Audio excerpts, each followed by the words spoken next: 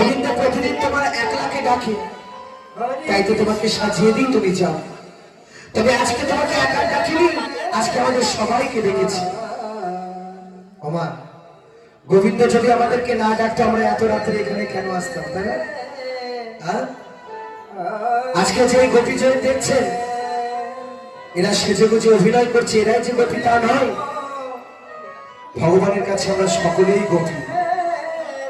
কারণ গোপী যদি না হতাম, এই গভীর নিশীথে বৃন্দাবনী গহর বনে এসে আমরা বুঝতাম, তাই না? তাই যার যার সাজা শেষে সেজে দেয়। দেখুন, এটাও রাসের সুর। তাই রাধারানী সাজছে, বললেন আমারাই সাজে